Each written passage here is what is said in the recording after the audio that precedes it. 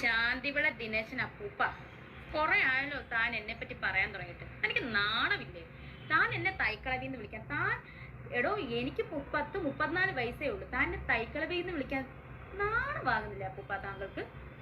ഞാൻ പറഞ്ഞല്ലോ, Dubai return തനിക്ക് അയച്ചു തന്നെന്ന്. ഞാൻ തുണി പറിച്ച് നൃത്തം ചെയ്യുന്ന വീഡിയോ താനെന്ന് ധൈര്യം ഉണ്ടെങ്കിൽ സോഷ്യൽ മീഡിയ ഇടണം. ശാന്തിവിള ദിനേശൻ ഇയാള് രേണുസുദിനെ കുറിച്ചിട്ട് ചില കാര്യങ്ങൾ വന്നിട്ട് സോഷ്യൽ മീഡിയയിൽ പറഞ്ഞിട്ടുണ്ട്. ഞാൻ ആ വീഡിയോ കണ്ടതാണ്. പക്ഷേ രേണുസുതി എന്തെങ്കിലുമൊക്കെ റിയാക്ട് ചെയ്തിട്ട് വേണം ഇതിന് റിയാക്ട് ചെയ്യാൻ എന്ന് പറഞ്ഞു നിന്നതാണ്. ഇനി നമുക്കൊന്ന് കേൾക്കാം. ഹലോ, രേണുസുതിയാണ്. എയർ തന്നെയാണ് എപ്പോഴും. എയറിന്ന് ഇറങ്ങിയിട്ടില്ല. എനിക്ക് അനുകൂലമായിട്ട് കുറേ ബ്ലോഗേഴ്സ് ഉണ്ട്, കുറച്ച് പേരുണ്ട്. അവർക്കൊക്കെ ഒരുപാട് താങ്ക്സ്. സത്യം പറഞ്ഞാൽ സ്പെഷ്യൽ താങ്ക്സ് സജിത ചേച്ചിയുടെ വ്ളോഗ് ഞാൻ കണ്ടിരുന്നു. ഒത്തിരി താങ്ക്സ്. അപ്പോഴാണ് ഞാൻ അറിയുന്നത് ഈ നെഗറ്റീവ് പറയും ഓരോ എന്നെ അനുകൂലമായിട്ട് പറയുന്ന വ്ളോഗിലൂടെയാണ് ഞാൻ നെഗറ്റീവ് കേൾക്കുന്നത്. അതായത് നെഗറ്റീവ് പറയുന്ന റിയാക്ഷൻ കേൾക്കുന്നത്. സിനിമാക്കാരെ ഞാൻ ബഹുമാനിക്കുന്നതാണ്. എൻ്റെ ഹസ്ബൻഡ് ഒരു സിനിമാക്കാരനാണ്. സോ ഞാൻ ഏറെ ബഹുമാനിക്കുന്നു. പക്ഷേ ശാന്തിവിള ദിനേശൻ അപ്പൂപ്പ, കുറെ ആയല്ലോ താൻ എന്നെ പറ്റി പറയാൻ തുടങ്ങിയിട്ട്. എനിക്ക് നാണമില്ലേ? താൻ എന്നെ തൈക്കളവിന്ന് വിളിക്കാൻ? താൻ എടോ, എനിക്ക് 34 വയസ്സേ ഉള്ളൂ. താൻ എന്നെ തൈക്കളവിന്ന് വിളിക്കാൻ നാണമാകുന്നില്ല അപ്പൂപ്പ താങ്കൾക്ക്? ഞാൻ പറഞ്ഞല്ലോ, ദുബായ് റിട്ടേൺ തനിക്ക് അയച്ചു തന്നെന്ന്. ഞാൻ തുണി പറിച്ച് നൃത്തം ചെയ്യുന്ന വീഡിയോ താനെന്ന് ധൈര്യം ഉണ്ടെങ്കിൽ സോഷ്യൽ മീഡിയ ഇടണം. ഇതാണ് ശാന്തിവിള ദിനേശന് രേണുസുതി കൊടുത്ത റിപ്ലൈ. ഈ റിപ്ലൈ കൊടുക്കാനുള്ള കാരണം എന്താണെന്ന് വെച്ച് കഴിഞ്ഞാൽ, ഈ ശാന്തിവിള ദിനേശൻ എന്ന് പറയുന്ന മഹാൻ എന്നൊക്കെ വിളിക്കേണ്ടി വരും. അത്രയ്ക്ക് വലിയ കഴിവാണ്. എല്ലാ പെണ്ണുങ്ങളെയും എന്തൊക്കെ പറയാൻ പറ്റുമോ അതൊക്കെ പറഞ്ഞ് നടക്കലാന്ന് തോന്നുന്നു ഈ അലവലാതിയുടെ പരിപാടി. രേണുസുതിയെ വിമർശിക്കാറുണ്ട്. ഞാൻ ഒരുപാട് വീഡിയോസ് ആ രീതിയിൽ ചെയ്തിട്ടുണ്ട്. പക്ഷേ ഇവിടെ ഇയാൾ പറഞ്ഞ ചില കാര്യങ്ങളോട് യോജിക്കാൻ പറ്റുമോ ചോദിച്ചു കഴിഞ്ഞാൽ യോജിക്കാൻ പറ്റത്തില്ല. എന്ന് കരുതി രേണുസുദിനെ സപ്പോർട്ട് ചെയ്യാൻ പറ്റുമോ എന്ന് വെച്ച് കഴിഞ്ഞാൽ അതിനും ഞാൻ തയ്യാറല്ല. പക്ഷേ ഇതുപോലുള്ള തെണ്ടിത്തരം വന്ന് പറഞ്ഞു കഴിയുമ്പം അത് കേട്ട് നിൽക്കാനുള്ള ക്ഷമയും ഇല്ല. ഞാനിത് അവസാനിപ്പിക്കാം. മുൻപ് കേരളത്തിലെ ചാനലുകളിൽ അവതാരക പെണ്ണായിരുന്ന ഒരുത്തി സ്ഥിരമായി ഗൾഫിൽ ചുറ്റിയടിക്കുമായിരുന്നു. അങ്ങനെ ഗൾഫിൽ ചെന്ന് കമ്പനി കൂടി ശിവാസ്ത്രീകൾക്കൊക്കെ ഉള്ള ഒരുപാട് കാശ് മുടക്കി വാങ്ങാവുന്ന മദ്യം വാങ്ങി ഈ സ്വീകരിച്ച് കൊണ്ടുപോകണവന്മാർ കഴിപ്പിക്കും. അങ്ങനെ ഫിറ്റായി കഴിഞ്ഞാൽ അപ്പോൾ ഈ അവതാരക ചെയ്യുന്നത് ഉടുതുണി ഊരിയെറി എന്നിട്ട് അങ്ങോട്ട് അമ്മാനെ നൃത്തം പാടും. ഇപ്പോൾ എന്തുകൊണ്ടോ ആ പഴയ ഗ്യാങ്ങുകൾക്കൊന്നും ഇവിടെ വേണ്ട, ചാനലുകൾക്കും വേണ്ട. ഏതാണ്ട് എക്സ്പയറി ഡേറ്റ് കഴിഞ്ഞു. എക്സ്പയറി ഡേറ്റ് കഴിയുന്നത് എന്താടാ? വല്ല സാധനമോ വസ്തുവോ ജ്യൂസോ വല്ലതോ ആണോ? എക്സ്പയറി ഡേറ്റ് കഴിഞ്ഞു പോലും. കുഴിയിലോട്ട് കാലും നീട്ടിരിക്കാൻ തുടങ്ങിയിട്ട് കുറച്ച് നാളായില്ലേ? ഇനിയെങ്കിലും മിണ്ടാണ്ട് അടങ്ങി ഒതുങ്ങി വല്ല രാമായണോ ഭാഗവതോ വായിച്ചൂടെ? ഇങ്ങനെ അനാവശ്യം പറഞ്ഞ് റീച്ച് ഉണ്ടാക്കാൻ വേണ്ടിയിട്ട് ഇറങ്ങിയ താൻ നാളെ തൻ്റെ കുടുംബത്തിലിരിക്കുന്ന ഭാര്യനെയും മോളെയും വരെ വിൽക്കുമല്ലോടോ വൃത്തിയായിട്ടവനെ. ഭാര്യയും മോളും ഉണ്ടെങ്കിൽ എന്നാണ് ഞാൻ ഉദ്ദേശിച്ചത്. താൻ കേട്ടിട്ടുണ്ടോ കേട്ടിട്ടില്ലയോ എന്ന് എനിക്കറിയത്തില്ല. തൻ്റെ ഈ സ്വഭാവമൊക്കെ വെച്ചിട്ട് അവരെ കളഞ്ഞിട്ട് പോകാനുള്ള സമയം നേരത്തെ കഴിഞ്ഞു. ഫിറ്റ് ആയതിനാൽ ഈ ഗ്യാങ്ങുകൾ എൻ്റെ എന്താ പറയുക, ഞാൻ കാണിക്കുന്ന പേക്കൂത്തുകളൊക്കെ ഒരുത്തൻ ചിത്രീകരിക്കുകയാണ് എന്ന് ഈ മാഡം അറിഞ്ഞിരുന്നില്ല. സഹകുടിയന്മാർ കൈയടിച്ച് പ്രോത്സാഹിപ്പിച്ചപ്പോൾ കെട്ടുവിടാത്ത പെണ്ണുപിള്ള അറിഞ്ഞം പുറഞ്ഞങ്ങ് ആടി തിമിർത്തു. ഒരുപാട് വീഡിയോകൾ ഇറങ്ങിയിട്ടുണ്ട്. രഹസ്യമായിട്ടൊക്കെ കാണാൻ പലരും അയച്ചു തരാറുണ്ട്. ഇപ്പോൾ ആ റോൾ ഏറ്റെടുത്തിരിക്കുന്നത് സൗജന്യം ആര് നൽകിയാലും കൈപ്പറ്റുകയും ഒരാഴ്ചക്കോ ഈ സൗജന്യം തന്നവനെ അല്ലെങ്കിൽ എന്തെങ്കിലുമൊക്കെ സഹായിച്ചവനെ തന്തയ്ക്ക് വിളിക്കുന്ന ഒരു പുതിയ അവതാരം ഇറങ്ങിയിട്ടുണ്ട്. അത് സത്യമാണ്. സഹായം ചെയ്തത് ആരാണെങ്കിലും ഒരാഴ്ച കഴിയുമ്പോൾ രേണുസുതി ചീത്ത വിളിക്കും. അത് രേണുസുതിയുടെ കുടുംബക്കാരുടെ ഒരു തരം എന്താ പറയുക, കുടുംബ മഹിമയായിട്ട് വേണമെങ്കിൽ നമുക്ക് കാണാം. കേരളത്തിൽ അങ്ങനെ ഒരു അവതാരമുണ്ട്. ഞാൻ ബാറിൽ പോയി ബാർ ഡാൻസ് ചെയ്തു, എന്നെ റിസീവ് ചെയ്യാൻ മലയാളികൾ മത്സരിക്കുകയാണ് ഗൾഫില് എന്നൊക്കെ വീരവാദം അടിക്കുന്ന ഈ തൈക്കളവി. തനിക്ക് പിന്നെ മധുര17 അല്ലേ?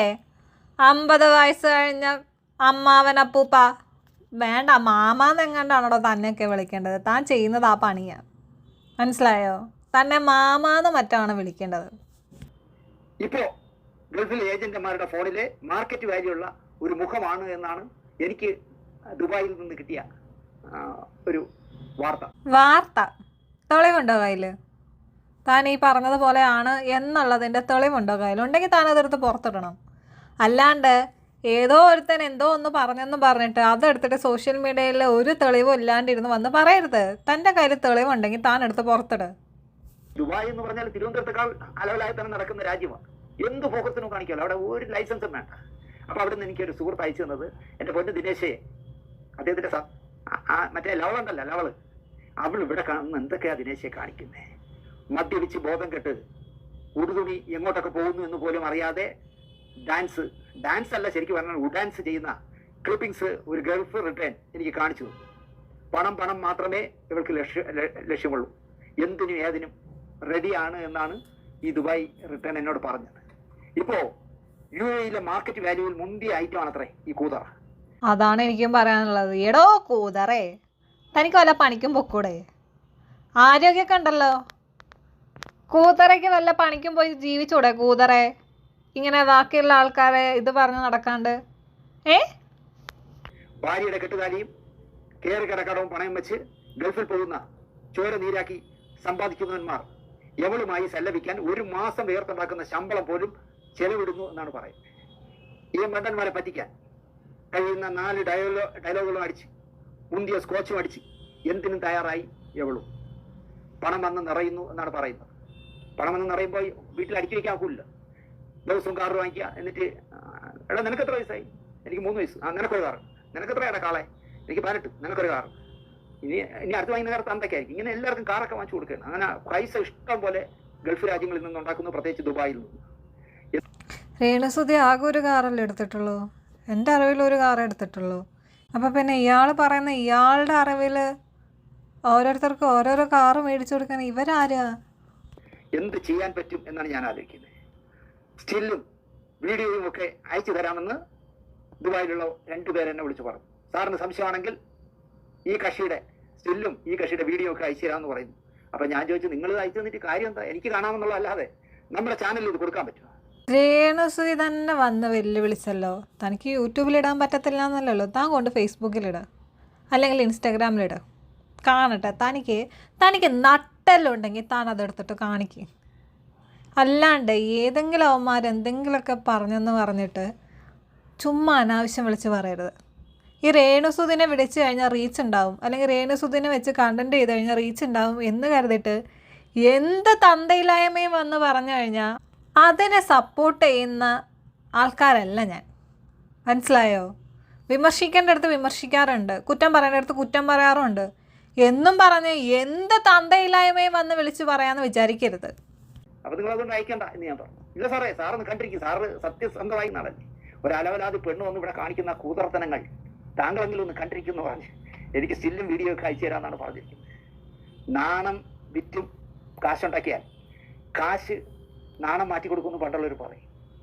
ഇതുപോലുള്ള കൂതറകൾ മലയാളികളെ നാണം കെടുത്താനായി, അല്ലെങ്കിൽ ഗൾഫിൽ എല്ലുമുറിയെ പണിയെടുക്കുന്നവന്മാരുടെ പൈസ കൊള്ളയടിക്കാനായി. ഒരുങ്ങി കെട്ടി ഒറ്റയ്ക്ക് പോണ പോക്ക് കണ്ടാൽ പെറ്റ തള്ള സഹിക്കില്ല. കൂടുതൽ വിശേഷങ്ങൾ അടുത്ത വാരഫലത്തിൽ പറയാമെന്ന് പറഞ്ഞുകൊണ്ട്, അടുത്ത വാരഫലം എന്ന് പറഞ്ഞാൽ അടുത്ത ഞായറാഴ്ച കാത്തിരിക്കണ്ട, ആ സ്റ്റില്ലും വീഡിയോ ഒക്കെ ഒന്ന് വന്നോട്ടെ, എന്നിട്ട് കൂടുതൽ വിശദമായി പറയാമെന്ന് മാത്രം പറഞ്ഞുകൊണ്ട്. രേണുസുദീൻ്റെ കാര്യത്തിൽ ഞാൻ ചോദിച്ച ചില കാര്യങ്ങൾ, തനിക്ക് ഉളുപ്പുണ്ടോ ആണുണ്ടോ എന്നൊക്കെ ഞാനും ചോദിച്ചിട്ടുണ്ട്. എന്നും കരുതി ഇമാതിരി വർത്തമാനങ്ങൾക്കൊക്കെ സപ്പോർട്ട് ചെയ്യാൻ വേണ്ടിയിട്ട് എന്നെക്കൊണ്ട് പറ്റത്തില്ലടേ.